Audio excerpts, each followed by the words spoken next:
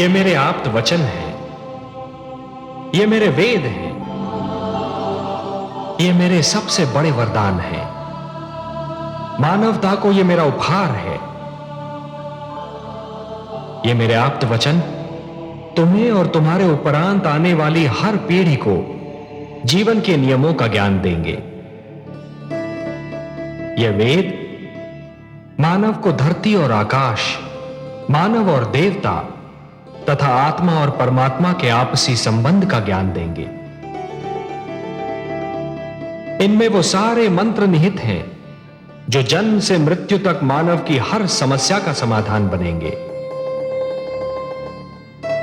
हे मनु, मेरे आप्त वचन मानव को प्रकृति से शक्ति प्राप्त करने की प्रेरणा देंगे, जीवन से प्रेम करने की शिक्षा देंगे। ये तुम्हारे मार्ग के दीपक हैं। और हे सप्तऋषिगण, आप इन मंत्रों के सर्वप्रथम दृष्टा हैं। धन्य हो प्रभु, आप वास्तव में कृपा निधान हैं। अपने आप्त वचन का दृष्टा बनाकर आपने हमें यह भी ज्ञान दिया कि हमारे अस्तित्व का उद्देश्य क्या है, हमारा लक्ष्य क्या है। हे मनु और शतरूपा, तुम्हें इनकी रक्षा करनी होगी। इस धरोहर को मानव जाति तक पहुंचाना होगा। हे नीलकांत, मैं वचन देता हूं कि मानवता की इस धरोहर की मैं अपने प्राणों से भी अधिक रक्षा करूंगा। हे लक्ष्मीपति, मैं आपके आप्त वचन को अपने तन मन में यूं सुरक्षित कर लूंगी कि इनकी शिक्षा मेरा दूध बनकर मेरी संतान के रक्त में घुल जाएगा। तो फिर संभालो अपनी धरोहर को। मेरे क्षीर सागर लौटने का समय आ गया है।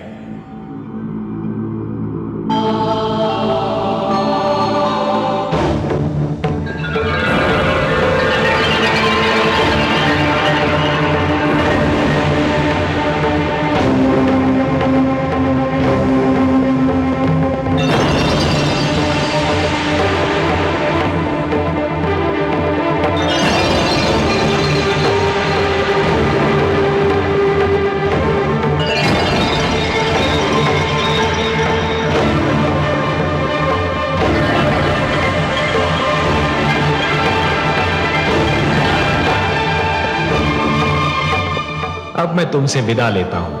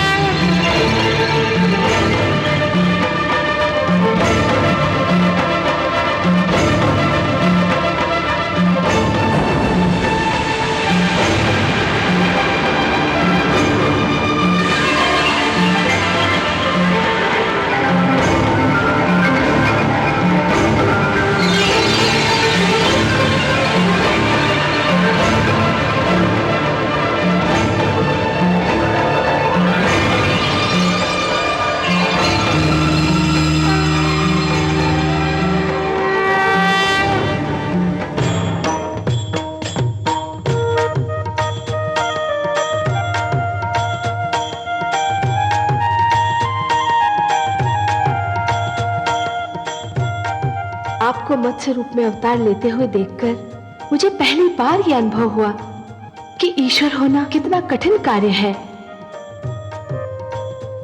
ईश्वरत्व की कठिनाइयों का अनुभव केवल ईश्वर ही कर सकता है।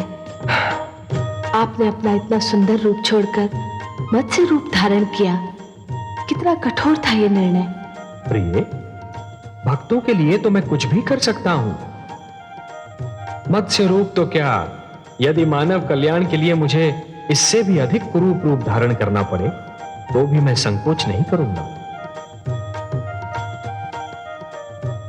और प्रिय, लगता है कि उस रूप को धारण करने का समय अतिशीघ्र आने वाला है। मैं मां हूं, धरती मां। श्री विष्णु भगवान ने अपना वचन निभा दिया। उन्होंने मेरे आंगन में आकर मुझे पावन कर दिया, परंतु मैं अभी तक घटनाओं के झंझार से संभल नहीं पाई हूं। मैं सोचती रही कि जब ज्ञानियों का विरोध होता है तो वे इस विरोध के उत्तर में अपने भीतर की कमी को ढूंढने और उसे दूर करने का प्रयास करते हैं, किंतु जब अज्ञानी किसी विरोध का सामना करता है तो वो अहंकार के कारण अपने अंतर के सारे प्रवेश द्वार बंद कर लेता है, क्रोध को अपना अस्त्र और अहिंसा को अपनी ढाल बना लेता है। दानव संस्कृति की पताका फहराने वाले हैग्रीव को यही तो भय था कि ज्ञान का प्रकाश फैल गया तो फिर उस जैसे अज्ञानी का नेतृत्व कौन स्वीकार करेगा। मैंने उसके मृत शरीर को ध्यान से देखा तो मुझे लगा कि यह किसी दानव का नहीं, यह तो एक प्रवृत्ति का मृत शरीर है जो हर युग में ज्ञान का मार्ग रोकने का प्रयत्न करेगा और हर युग में उसका यही परिणाम होगा। परंतु हैग्रीव जो भी था, जैसा भी था, एक माता का पुत्र था और माता तो मैं भी हूं। इसलिए मैं उसकी माता दनु के दुख से दूर कैसे रह सकती हूं।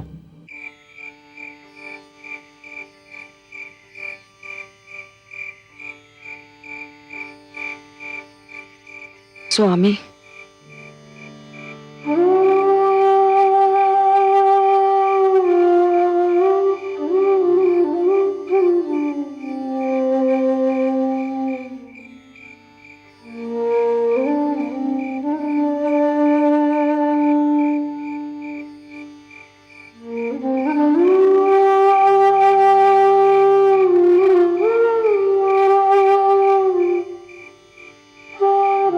यदि आप मुझे कोई समाचार सुनाने आई हैं देवी, तो उसकी कोई आवश्यकता नहीं।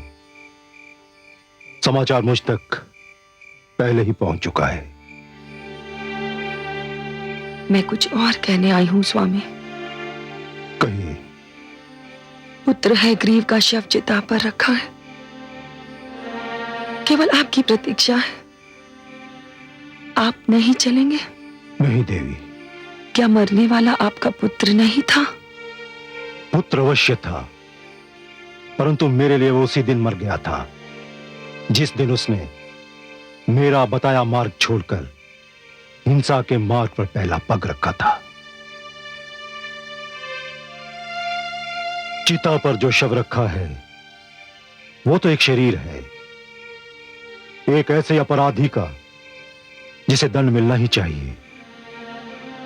उसे तो इससे भी कड़ा दंड मिलना चाहिए था। परंतु स्वामी, इस पूरी घटना में परंतु का कोई स्थान नहीं है देवी। उसने महान वेदों की चोरी की थी। उसने उजाले को अपने अज्ञान और अहंकार के अंधेरे से ढांपना चाहा था, और वही अंधकार उसे स्वयं निकल गया। नहीं देवी, मैं वहां नहीं जाऊंगा।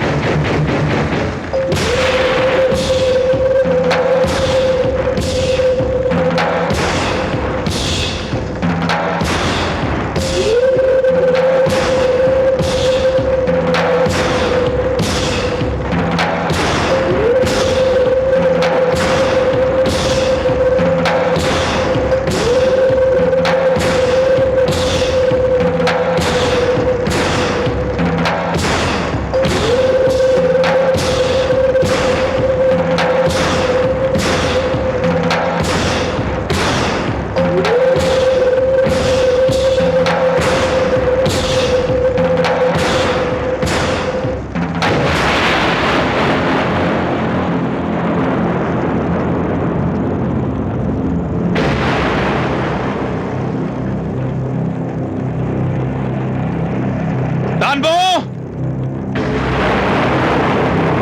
दानवराज हैग्रीव का वध कोई साधारण घटना नहीं है। दानवराज का वध करके हमारे स्वाभिमान को ललकारा गया है, हमारे समाज को चुनौती दी गई है। मैं कालकेतु समस्त दानव लोक की ओर से यह चुनौती स्वीकार करता हूं और आप सबके समूह की एक घोषणा करता हूं कि मैं दानवराज हैग्रीव के वध का प्रतिशोध लूंगा। कालकेतु, मैं तुमसे भली भांति परिचित हूं कालकेतु। बहुत चतुर समझते हो तुम अपने आप को। हर्षल, चिल्लाओ मत कालकेतु। मैं जानता हूं कि प्रतिशोध की आड़ में तुम्हारा लक्ष्य क्या है। तुम दानवराज हैग्रीव के सिर से गिरा हुआ मुकुट अपने सिर पर रखने का सपना देख रहे हो। नहीं तो बताओ, दानवराज हैग्रीव का प्रतिशोध लेने वाले तुम कौन होते हो? मैं दानव लोक का भावी अधिपति हूं, दानवराज का उत्तराधिकारी हूं। देख लिया तुम लोगों ने। अरे कोई सब पूछे कि किसने इसे हमारा अधिपति नियुक्त किया है? बताओ इसे कि ये दानवों का लोक है। यहां अधिकारों के लिए चुनाव नहीं होता, यहां सर्वसम्मति जैसे व्यर्थ शब्दों का कोई महत्व नहीं। यहां अधिकार उसका होता है जिसकी भुजाओं में बल होता है। यहां जो बढ़कर स्वयं उठा लेता है मुकुट उसी का होता है। स्वस्थ दानव समाज जानता है कि मैं सेनापति हूं। हर युद्ध का संचालन मैंने ही किया है, इसलिए दानव सिंहासन पर सर्वप्रथम मेरा ही अधिकार है। तो फिर छीन लो यह अधिकार मेरे हाथों से, यदि शक्ति हो तुम में। मैं इस अधिकार को सरलता से तो तुम्हारे हाथों में नहीं सौंप सकता। कालकेतु ठीक कह रहे हैं, उनका अधिकार हमारे लिए मान्य है। हम नहीं मानते, हम हर्षल को अपना अधिपति मान चुके हैं। हो जाए निर्णय। ठहरो।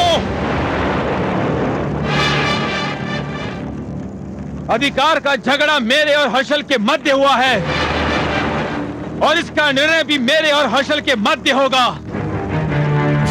तुम लोगों को हस्तक्षेप करने की कोई आवश्यकता नहीं। हर्षल, बड़ा गर्व है ना तुमको अपने युद्ध कौशल पर।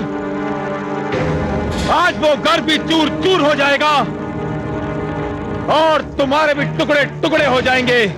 ऐसे अवसर पर मैं नहीं बोलता कालकेतु, मेरा खड्ग बोलता है।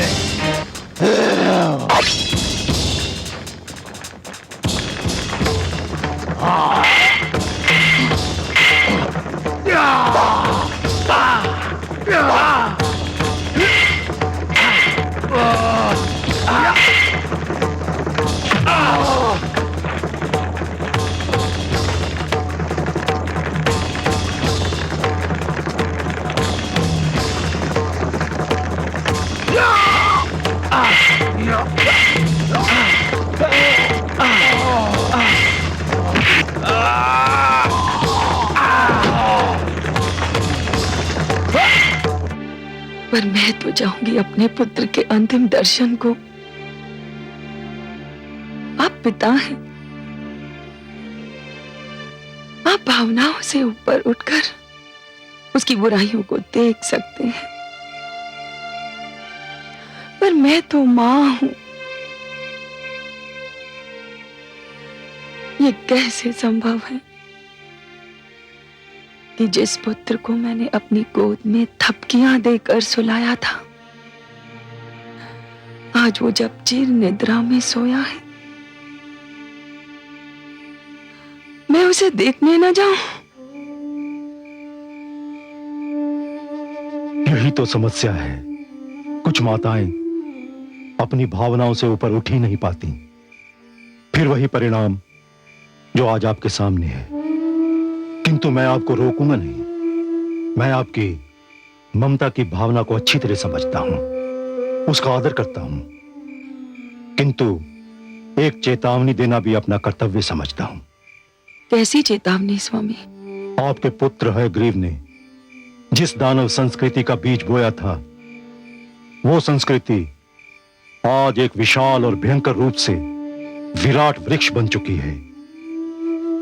आप वहां जाकर उस दानव संस्कृति का नग्न नृत्य देखेंगी तो आपका दुख और भी बढ़ जाएगा। कुछ भी हो स्वामी, मुझे जाना तो होगा, नहीं तो एक मां का हृदय मुझे कभी क्षमा नहीं करेगा।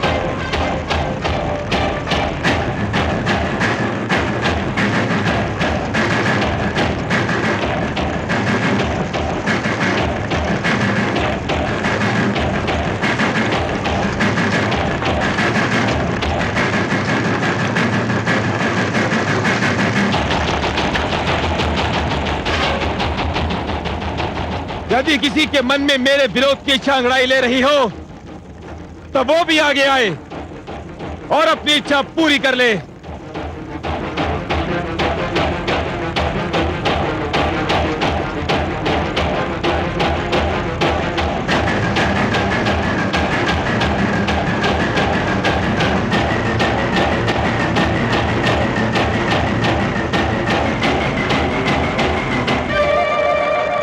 सत्य कहा था मेरे स्वामी ने कि यहां आकर मेरा दुख बढ़ जाएगा।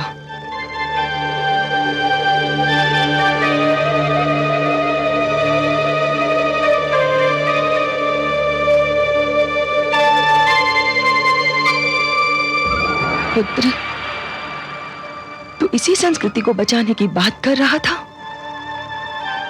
क्या यही वो संस्कृति है जिसके लिए तूने देव संस्कृति और मानव संस्कृति का विरोध किया था? देख इस संस्कृति को जो तेरे शव पर अश्रु बहाने के स्थान पर एक दूसरे का रक्त बहा रही है। तेरी मृत्यु का शोक तेरे उत्तराधिकारी के लिए युद्ध में लहूलुहान हो रहा है। धिक्कार है तुम्हें अपने अधिपति की मृत्यु का दुख नहीं, ये चिंता है कि उसके सिंहासन पर कौन बैठेगा। अब भी समय है, छोड़ दो हिंसा और युद्ध का मार्ग, छोड़ दो अपने झूठे अभिमान को। मत जाओ उस राह पर जिस राह पर रखा हुआ हर पग तुम्हें विनाश से एक पग और निकट कर दे। आज एक माता रो रही है। यदि तुम लोगों ने अपना हट नहीं छोड़ा तो कल सहस्त्रों माताएं मेरी ही भांति रोती रहेंगी। क्षमा करे राजमाता, परंतु आप जो कह रही हैं वो एक साधारण माता के लिए तो उचित है, पर उस राजमाता के लिए नहीं जिसका स्वाभिमानी पुत्र विष्णु के हाथों मारा गया हो। तो तुम्हारे विचार में मुझे क्या करना चाहिए? इस समय तो आपको हमें शपथ दिलानी चाहिए कि हम जब तक दानवराज हैग्रीव के वध का प्रतिशोध न लें, चैन से न बैठे। प्रतिशोध? कैसा प्रतिशोध? क्या प्रतिशोध करके तुम मेरे पुत्र के ठंडे शरीर में जीवन की गर्मी लौटा सकते हो? मैं जानती हूं कि प्रतिशोध से तुम्हारा तात्पर्य क्या है। प्रतिशोध के नाम पर तुम इन लोगों के मन में घृणा का विष घोल रहे हो, क्योंकि तुम्हारे जैसे लोग केवल घृणा फैलाकर ही सत्ता प्राप्त कर सकते हैं। नहीं राजमाता, घृणा मैं नहीं फैला रहा हूं, घृणा फैला रहे हैं देवलोक के वासी, वो देवता जिनसे हमारी शक्ति देखी नहीं जाती, हमारी उन्नति जिनकी आंखों में कांटों के समान खड़कती है। वही सदा हमारे विरुद्ध पक्षपात करते हैं, हमें नीचा दिखाने का अवसर ढूंढते हैं। काल केतु सत्य कह रहे हैं, देवता पक्षपाती हैं। हम देवताओं को इस पक्षपात का दंड देंगे। हम काल केतु के साथ हैं। देवलोक पर आक्रमण होगा।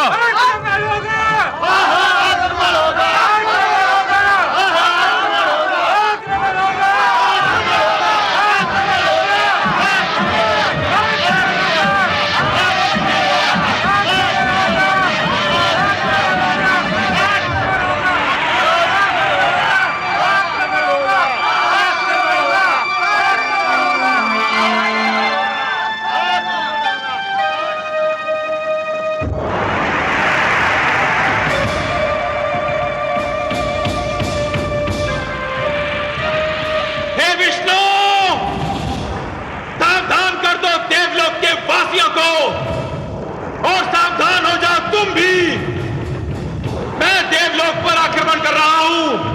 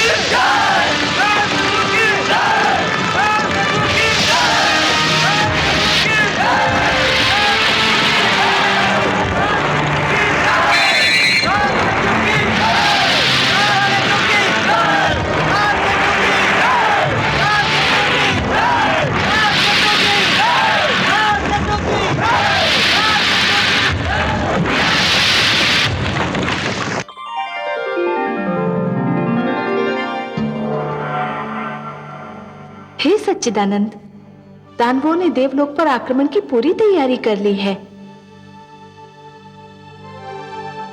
देवलोक पर युद्ध के बादल छा रहे हैं कमल नयन।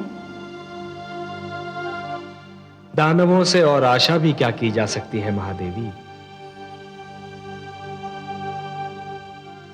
बिच्छू का किसी को डंक मारना केवल उसकी प्रवृत्ति ही नहीं, उसकी विवशता भी है, क्योंकि डंक मारकर ही तो वो अपने अस्तित्व का प्रमाण देता है। यदि दानवों में युद्ध, हिंसा और रक्त की प्यास ही ना हो तो उन्हें दानव क्यों कहा जाए?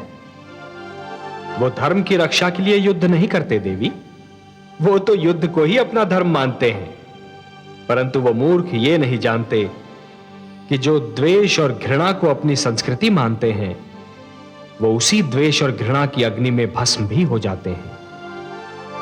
क्योंकि द्वेष और घृणा दूसरों को कम क्षति पहुंचाते हैं, स्वयं को अधिक। परंतु देवलोक के वासियों को अपनी रक्षा के लिए कुछ तो करना ही होगा। अवश्य करना होगा महादेवी, अवश्य करना होगा, परंतु वो युद्ध इन दानवों की भांति उन्मादी नहीं होना चाहिए। यदि देवलोक पर आक्रमण होता है तो देवताओं को उसका इतना कठोर उत्तर देना होगा कि दानवों के केवल शस्त्र ही नहीं, उनका साहस भी सदा के लिए टूट जाए। देख नहीं रही हैं आप देवराज इंद्र कितनी चिंता में डूबे हुए हैं।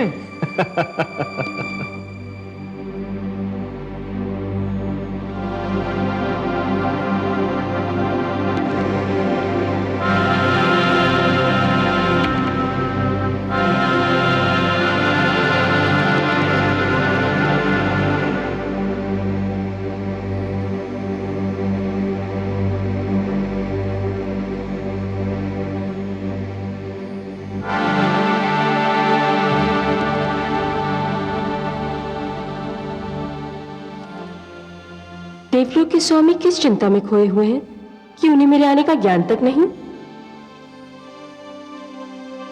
आप तो वास्तव में बहुत चिंतित दिखाई दे रहे हैं नाथ। माना कि दानव अपनी शक्ति बढ़ा रहे हैं, पर अभी उनकी शक्ति इतनी अधिक नहीं बढ़ी कि आपको चिंता में डाल दें। वो पहले भी आपसे टकरा चुके हैं और उसका परिणाम भी देख चुके हैं। क्या आप उनके संभावित आक्रमण से चिंतित हैं? नहीं देवी, चिंता मुझे उसकी नहीं जो दिखाई दे रहा है और होने वाला है। चिंता मुझे उसकी है जो दिखाई नहीं दे रहा है पर होने वाला अवश्य है। बस ये ज्ञात नहीं कि क्या होने वाला है और कब होने वाला है। स्वामी, मैं समझी नहीं, आप किस घटना की बात कर रहे हैं? दानव युद्ध की तैयारी कर रहे हैं, मुझे दिखाई दे रहा है। उनका आक्रमण होने वाला है, मैं जानता हूं। पर एक और संकट है देवी जो दिखाई नहीं दे रहा है, पर न जाने कब क्या रूप धारण कर ले। आपका संकेत किस संकट की ओर है नाथ? एक ऐसा संकट जिसको कुछ परिस्थितियों ने जन्म दिया था, कुछ ऐसी परिस्थितियां जो हमने जानबूझकर नहीं उत्पन्न की थी। मैं अब भी नहीं समझी देव। इस संकट का जन्म उस समय हुआ था देवी जब हम देवताओं ने सर्वसम्मति से बृहस्पति देव को अपना गुरु चुना था। उस समय हमें इस सत्य का हल्का सा भी ज्ञान नहीं था कि गुरु शुक्राचार्य जैसे महान ज्ञानी और महातपस्वी भी अपने मन में देवताओं के गुरु चुने जाने की इच्छा पाल रहे हैं। बृहस्पति को चुनने की धुन में और उनके नाम पर सर्वसम्मति हो जाने की प्रसन्नता में हम शुक्राचार्य की इच्छाओं की चाप न सुन सके। परिणाम यह हुआ कि वो हम पर क्रोधित हो गए और उन्होंने दानवों का गुरु बन जाना स्वीकार कर लिया। हां देवी, निराशा जब क्रोध में बदलती है तो उसका पहला आक्रमण विवेक पर होता है। गुरु शुक्राचार्य का निर्णय भी निराशा और क्रोध का परिणाम था। उसमें विवेक से अधिक अपमान और मानहानि की प्रतिक्रिया अपना रंग दिखा रही थी। बुद्धिमान व्यक्ति जब बुरा होता है तो वो देश, काल, समाज सबके लिए घातक सिद्ध होता है। पर अब तो जो होना था वो हो चुका। यदि होने वाला हो चुका होता तो मुझे चिंता क्यों होती देवी? चिंता तो यही है कि क्या होगा और कब होगा। दानव अपनी शारीरिक और भौतिक शक्ति के बल पर लड़ते हैं, उन्हें परास्त करना कठिन नहीं। पर शुक्राचार्य का शस्त्र उनका मस्तिष्क है। वो विद्वान है और विद्वान का अहंकार चोट खाता है तो घायल नाग की भांति घातक होता है, जो न जाने कब किधर से आक्रमण करके। शुक्राचार्य का अहंकार मेरे लिए ऐसा प्रश्न चिन्ह है जो चिंता को जन्म देता है, उत्तर नहीं बताता।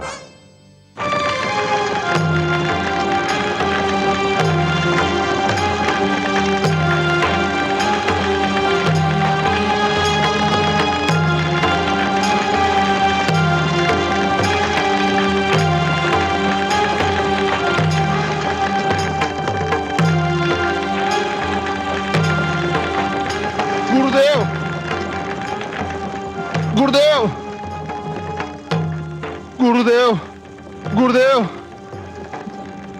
गुरुदेव, गुरुदेव। किसने की तुम्हारी ये दशा? काल केतु ने गुरुदेव। दानवराज हैग्रीव के वध का समाचार सुनते ही उसने राज सिंहासन हथियाने के लिए षड्यंत्र किया था और अपने को साथी भी बना लिए थे। मैंने उसे ललकारा, जिसका यह परिणाम हुआ है गुरुदेव। काल केतु सदा ही महत्वाकांक्षी और सत्ता का लोभी रहा है। तुम्हें उससे नहीं भिड़ना चाहिए था, तुम्हें मेरे पास आना चाहिए था। इसका अवसर ही नहीं मिला गुरुदेव। ये सब कुछ एक सोची समझी योजना के कारण अवश्य हुआ था, पर हुआ था इतना अचानक कि किसी के पास कुछ भी सोचने समझने के लिए समय ही नहीं था। और अब तो जो होने वाला है वो इससे भी बुरा होगा गुरुदेव। काल केतु ने देवलोक के विरुद्ध युद्ध की घोषणा कर दी है। क्या? हाँ गुरुदेव, आक्रमण किसी भी समय हो सकता है, युद्ध किसी भी क्षण छिड़ सकता है। नहीं, यह बहुत बड़ी भूल होगी। देवताओं से युद्ध आवश्यक है, उन पर आक्रमण होना ही चाहिए। मुझे स्वयं देवताओं से अपने अपमान का प्रतिशोध लेना है, पर उसके लिए समय और स्थान मैं चुनूंगा। परंतु काल केतु तो युद्ध का निर्णय ले चुका है गुरुदेव। उसे रोकना होगा, उसे बताना होगा कि अंधेरे में उठाए हुए पग के बारे में कोई नहीं जानता कि वो समतल भूमि पर पड़ेगा या किसी गड्ढे में। काल केतु अपनी भावुकता में कोई भयंकर भूल ना कर बैठे। मैं स्वयं तुम्हारे साथ चलता हूं।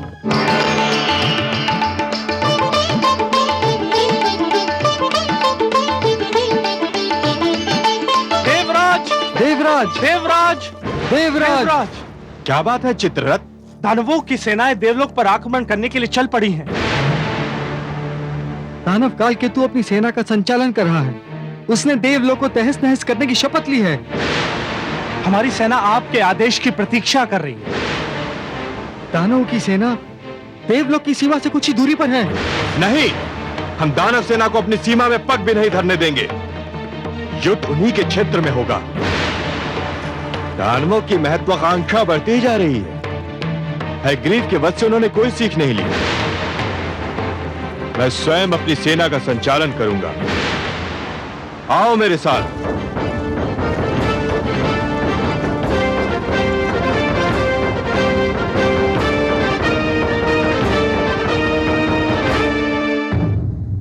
मैं मां हूं, धरती मां। दानवराज हैग्रीव का वध भी दानवों को सद्बुद्धि न दे सका।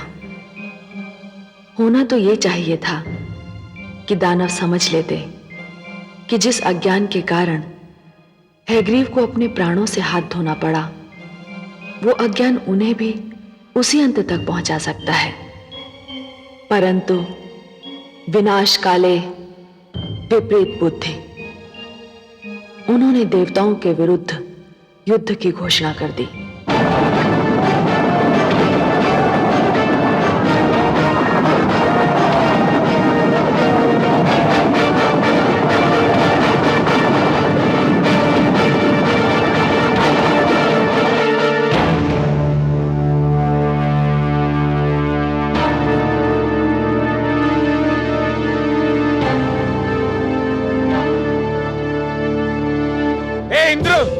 तुम देवताओं ने सदैव हमारा तिरस्कार किया है।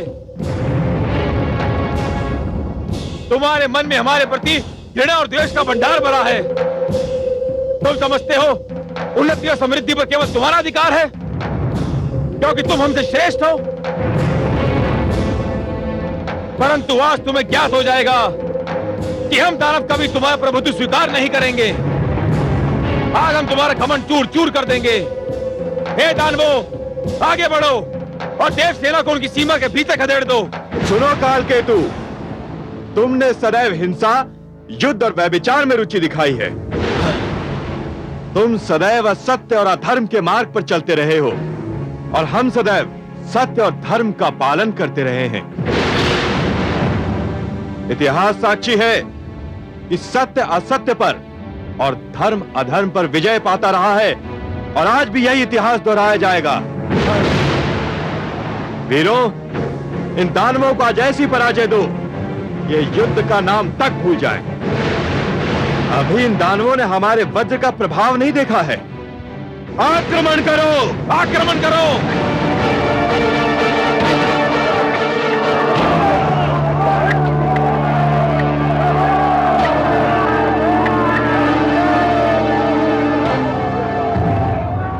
परिणाम ये हुआ कि घमासान रण हुआ। दोनों सेनाएं एक दूसरे पर टूट पड़ी। दानवों ने अपनी सारी शक्ति युद्ध भूमि में झोंक दी। रणभूमि रक्त सागर में बदल गई। देवताओं ने भी पूरी शक्ति से दानवों के आक्रमण का उत्तर दिया। दानवों को भारी क्षति हुई। उनके सेनानी भारी संख्या में मारे गए।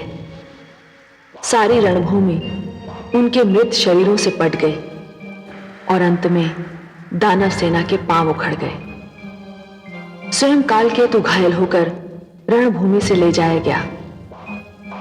दानवों की पराजय का एक कारण यह भी था कि वे अपने गुरु शुक्राचार्य की ये बात भूल गए थे कि उनकी अनुमति के बिना युद्ध न किया जाए। परंतु मेरी चिंता यह थी कि दानवों की इस पराजय की देवताओं पर क्या प्रतिक्रिया होती है। देवराज इंद्र की जय, देवराज इंद्र की जय, देवराज इंद्र की जय, देवराज इंद्र की जय, देवराज इंद्र की जय, देवराज इंद्र की जय, देवराज इंद्र की जय, देवराज इंद्र की जय, देवराज इंद्र की जय, देवराज इंद्र की जय। विजयश्री की बधाई हो देवराज। विजय तो हमारे चरणों में उसी समय झुक गई थी जब हमने युद्ध भूमि में पांव धरा था। उसे तो हम अपने साथ लेकर गए थे। युद्ध तो केवल औपचारिकता निभाने के लिए हुआ था। युद्ध तो युद्ध होता है नाथ। जब तक आपको विजय नहीं प्राप्त हुई थी मेरा मन कांप रहा था। आप नारी हैं ना, इसलिए भयभीत हो रही थी। हमने दानवों को ऐसी करारी पराजय देने का निश्चय कर लिया था कि वो फिर कभी युद्ध करने का साहस न करे। हमारा निश्चय सफल हुआ। दानव भूल गए थे कि वो किसी साधारण देवता से नहीं, देवराज इंद्र से टकराने जा रहे हैं। अब देवराज इंद्र का नाम सुनते ही उनके शरीर में कपकपी दौड़ जाया करेगी। देवराज इंद्र की यह विजय उनकी आने वाली 7 पीढ़ियां भूल नहीं पाएंगी। मैं महान हूं देवी, मैं महान हूं।